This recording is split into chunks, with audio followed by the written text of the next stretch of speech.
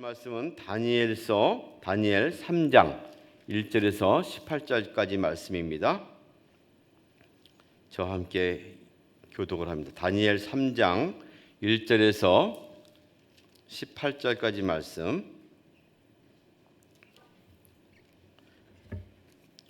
느부갓네살 왕이 금으로 신상을 만들었으니 높이는 60규빗이요 너비는 6규빗이라. 그것을 바벨론 지방의 두라 평지에 세웠더라. 느부갓네살 왕이 사람을 보내어 총독과 수령과 행정관과 모사와 재무관과 재판관과 법률사와 각 지방 모든 관원을 느부갓네살 왕이 세운 신상의 낙성식에 참석하게 하매, 이에 총독과 수령과 행정관과 모사와 재무관과 재판관과 법률사와 각 지방 모든 관원이 느부갓네살 왕이 세운 신상의 낙성식에 참석하여 느부갓네살 왕이 세운 신상 앞에 서니라. 선포하는 자가 크가 외쳐 이르되, 백성들과 나라들과 각 언어로 말하는 자들아, 왕이 너희 무리에게 명하시나니 너희는 나팔과 피리와 수금과 사면금과 양금과 생황과 및 모든 악기 소리를 들을 때에 엎드려 느부갓네살 왕이 세운 금신상 앞에 금신상에게 절하라. 누구든지 엎드려 절하지 아니하는 자는 즉시 맹렬히 타는 풀무불에 던져 넣으리라 하였더라. 모든 백성과 나라들과 각 언어를 말하는 자들이 나팔과 피리와 수금과 사면금과 양금과 및 모든 악기 소리를 듣자 곧 느부갓네살 왕이 세운 금신상에게 엎드려 절하니라.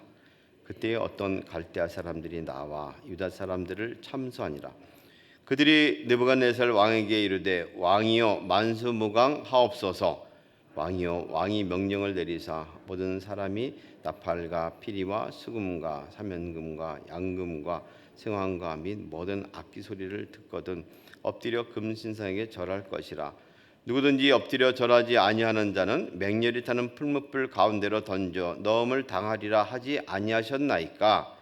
이제 몇 유다 사람 사드락과 메삭과 아벳느고는 왕이 세워 바벨론 지방을 다스리게 하신 자이거늘 왕이시여 이 사람들이 왕을 높이지 아니하며 왕의 신들을 섬기지 아니하며 왕이 세우신 금신상에게 절하지 아니하나이다.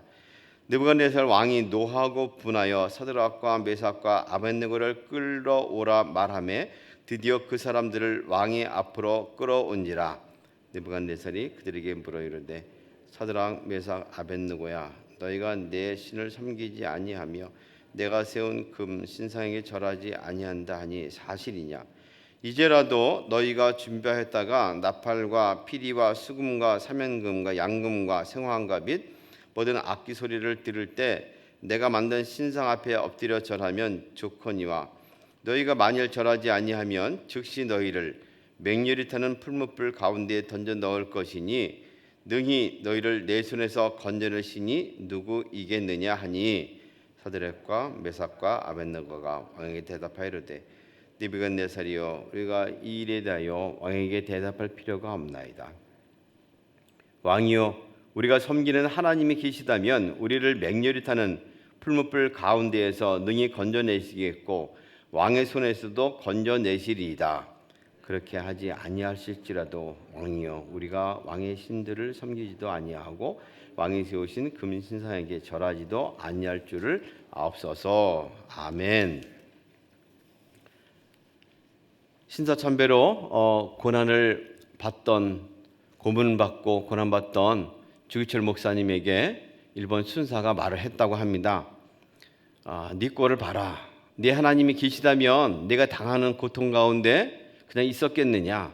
하나님은 내가 단언컨대 이상이 없다. 그랬더니 그 주기철 목사님께서, 이보시오, 내가 지금 이렇게 고난 당하는 것이, 버티고 견디는 것이 내 힘으로 하는 것처럼 보이요? 하고 대답을 했다는 유명한 일화가 전해지고 있습니다. 시대를 달리해서 많은 그리스도인들이 박해, 또 핍박, 고난을 당해왔습니다. 그럴 때 하나님께서는 각자에게 견딜 힘과 또 헤어날 방법과 능히 이길 수 있는 힘을 주신 것을 우리는 잘 알고 있습니다. 다니엘서를 보면서 이 왕이 모든 것을 풀어제껴서 도와주었던 왕이 이제 한순간에 변해서 핍박의 제왕으로 나타나는 모습을 우리에게 보여줍니다. 느부갓네살 왕이 바로 전장에 보면 흉몽을 꿔서 어렵고 힘들었을 때 누구도 해석 못했지만 다니엘이 그 꿈이 무엇이고 그 실체가 어떤 것인 것까지 잘 말했던 것을 우리는 알고 있습니다.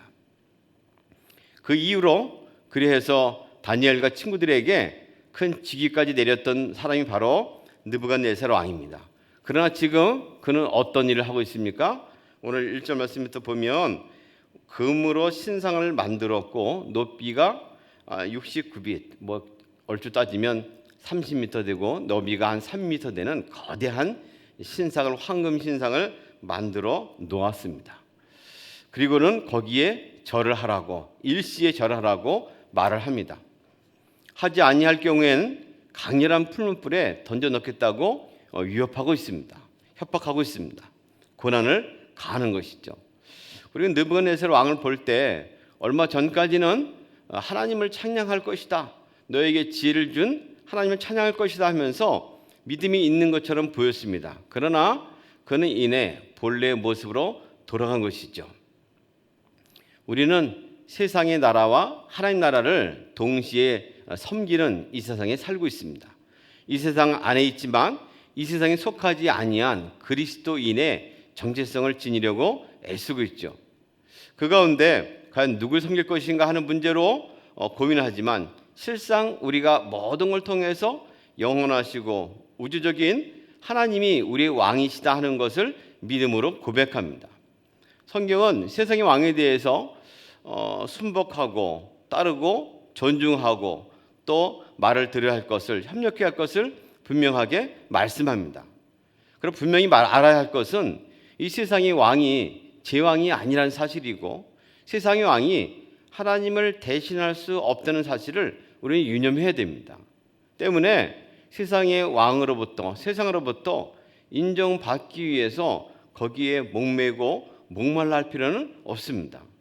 세상의 인정을 받고 그들의 길을 통해서 얻어진다면 감사한 것이죠. 또 세상을 섬길 때 최선을 다해서 할 수 있습니다만은 분명한 우리의 왕은 오직 하나님이신 것을 깨닫고 잊지 말아야 합니다. 사실 세상의 어떤 지도자나 어떤 리더에 대해서 큰 기대를 안 거는 것이 오히려 올바른 태도인지도 모르겠습니다. 이들은 이렇게 돌변합니다. 세상의 구조는 하나님과 함께 대적할 때 항상 자기를 더 높이고 거기에 경배하기 원하는 모습을 지닙니다. 더구나 오늘 말씀 보니까 재밌게도 이 모여진 사람들의 어떤 직위들을 몇 번이나 반복해 나오고 있습니다. 모인 사람들을 총독, 수령, 행정관, 모사, 재무관, 재판관, 법률사, 각 지방 모든 관원, 모든 백성, 방언 가지고 우두머리들은 다 모이라 한 모습을 몇 번이나 발견케 합니다. 그리고 이때 쓰여진 악기들이 정말 영어로 해석하면 좀 더 쉬울 수 있을지 모르지만 나팔, 피리, 수금, 사면금, 양금, 생황, 모든 악기 소리 이런 것들을 동원해서 찬양하게 합니다. 이거는 어떤 의미가 있을까요? 실제로는 전체 관리들을 큰 대표원에 모아서 함께 일시에 엎드려 절하거나 또는 예배케 하는 그런 행위를 한다 말할 수 있지만 좀 더 의미를 따져보면 세상의 모든 사람들이 다 일거에 한 마음으로 이 왕의 신상을 숭배하고 또 경배한다는 것이죠. 요즘에는 집단 지성 혹은 시대 정신 이런 말이 있어가지고 모든 사람들이 공통적으로 쓰고 있는 그런 정신들, 모든 사람들이 일반적으로 갖고 있는 지성적인 것이 있다고 말합니다. 여기 벗어나면 좀 진화한 것이고 좀 덜 공부한 것이고 시대 처진다 이런 얘기를 하는 것이죠. 모든 사람들이 함께 할 때 거기에 빠진 사람들은 외롭고 힘겹고 보이지 않는 억압을 받게 됩니다. 특별히 한 가지 중요한 것이 요즘 시대 정신 가운데 관용, 포용, 톨레랑스 해가지고 나오고 있는데요. 이것에 빠져 있는 특히 기독교는 이거 조금 배치될 수 할 수 있는 구원의 독특성, 구원의 독보적인 복음을 전하고 있습니다. 예수 그리스도를 말미암지 않고는 하나님께 갈 수 없다는 이 사실을 가지고 독선적이고 우리를 세상에 함께할 수 없는 그런 일종의 집단, 족속처럼 여기는 경향도 있습니다. 참 믿음을 지킬 때 어려운 점은 모든 사람이 다 하는데 남은 하지 않는다는 그 속에 갇혀 있다는 외로움 때문이죠. 모든 악기들이 계속 쓰여지고 있는데 이것도 뭘 의미할까요? 모든 매체를 동원해서 신상을 숭배하고 경배케 하는 문화적인 요소로 해석할 수도 있을 것 같습니다. 모든 것이 그것을 숭배하게 하고 따라하게 하고 계속해서 거기에 엎드리는 것이 자연스러운 일이고 마땅한 일이라고 반복적으로 되뇌어서 세뇌를 시킵니다. 그렇기 때문에 우리는 거기에 자기도 모르는 사이에 빠져들게 되는 것이죠. 우리 어린아이들의 손에 들려진 스마트폰은 하나님보다 더 위험이 있습니다.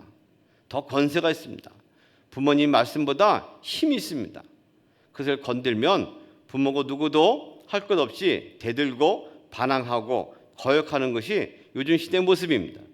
그 안에 들어있는 것이 선하고 아름답다면 얼마든지 우리가 할 수 있겠지만 그렇지 않은 것이 현실인 것을 우리 너무 잘 알고 있습니다.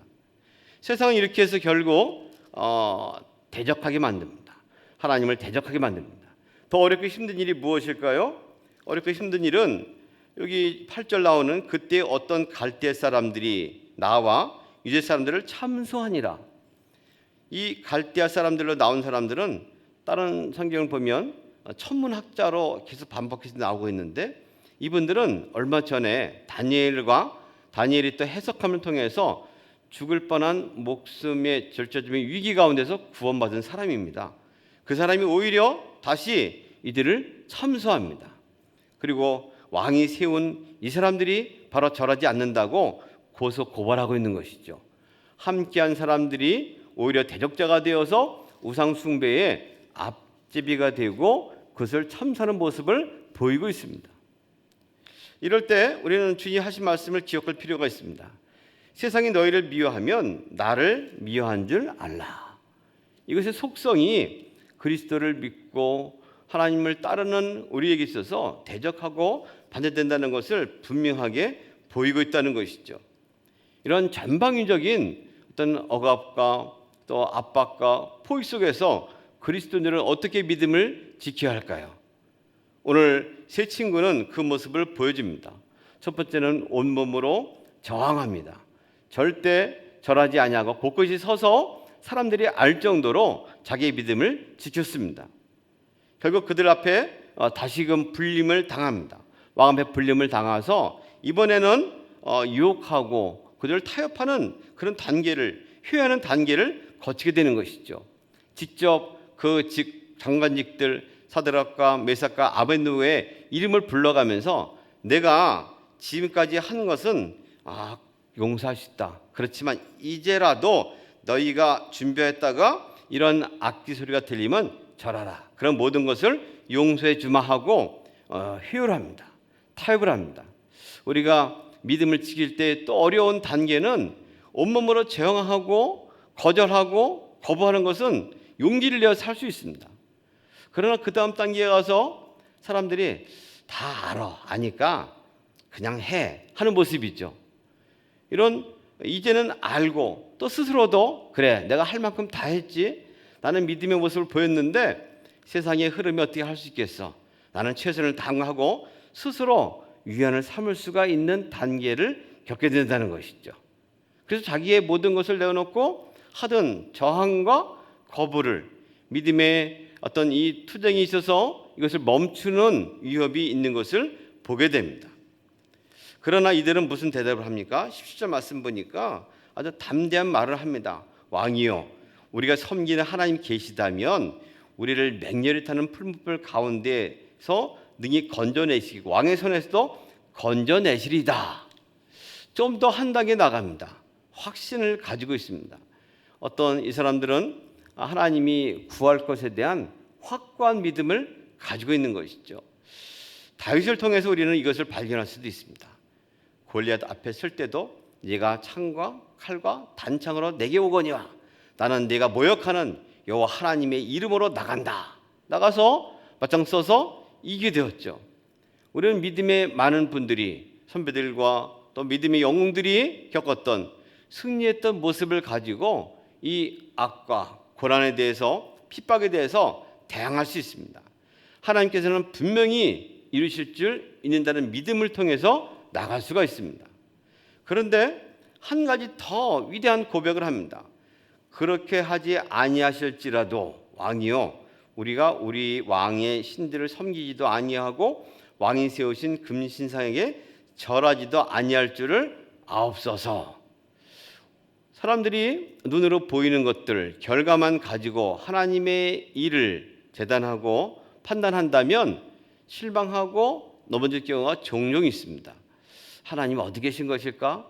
왜 일 안 하는 것일까? 이 세 친구는 분명히 알고 있었습니다. 분명히 구하실 것입니다. 혹시 더 큰 뜻이 있어서 그렇게 아니하실지라도 우리는 절대로 믿음을 저버리는 일은 없을 것이다 하는 위대한 고백을 하죠. 어찌 보면 이 다니엘서는 그렇게 하지 아니하실지라도라는 그러한 말씀을 계속 반복하는 것 같습니다. 나라는 망했지만 포로가 된 우리로서는 하나님이 우리를 구원하시지 않았을지라도 우리는 믿음을 지킬 것입니다. 어른 세대는 다 망했지만 우리 어린 세대는 계속해서 이 주님의 나라를 이곳에도 꼽힐 것입니다. 그런 확고함이 있죠. 어떤 일이 있을지라도 그렇게 아니 될지라도 우리는 계속해서 그럼에도 불구하고 주님을 섬기고 예배하겠다는 메시지가 반복돼서 나오고 있습니다. 이런 것이 어디에서 나왔을까요? 예수님은 그가 십자가를 받기 전에 먼저 기도를 하셨죠. 이 고난의 잔을 나에게서 옮기시옵소서. 그러나 내 뜻대로 마옵시고 내 뜻대로 마옵시고 부활의 승리를 확신하고 또 믿었던 예수 그리스도를 통해서 우리는 이 승리, 참된 승리, 초월적인 믿음의 승리가 나온다는 것을 확인할 수 있습니다. 오늘 우리가 살아가는 것은 그리 아니하실지라도의 믿음입니다. 내가 원하는 대로 믿음대로 분명히 될 것을 우리는 믿습니다. 하나님 살아계시기 때문에. 그러나 혹시 더 큰 뜻이 있어서 아니할지라도 하나님이 변함이 없는 것을 확신하는 믿음을 통해서 모든 것에 승리하는 초월적인 믿음을 얻을 수 있게 됩니다. 여기서 진정한 승리를 누릴 수 있게 됩니다. 오늘 주님이 우리에게 계속해서 말씀하실 것입니다. 세상에서 너희가 환난을 당하나 담대하라. 내가 세상을 이겨노라. 이 말씀이 우리 마음속에 심어지기를 소망합니다. 갖가지 전방위적으로 다가오는 악의 위협과 우상 숭배의 유혹 속에서 담대히 견디고 이겨서 승리하는 오늘 하루 살아내기를 주님의 이름으로 소망합니다. 하나님 아버지 고맙습니다. 오늘 또 믿음의 선배들이 지녀왔던 영혼의 고토를 어떻게 이루었는가를 말씀을 통해 보게 하신 것을 감사합니다. 우리에게도 이런 믿음이 있기를 소망합니다. 예수 그리스도의 고난과 십자가의 부활의 능력으로 이런 믿음을 유지하게 하시고 오늘도 승리함을 통해서 이 세상에서 담대하게 당당하게 주님의 길을 걸어가게 하여 주시옵소서. 예수님의 이름으로 기도합니다.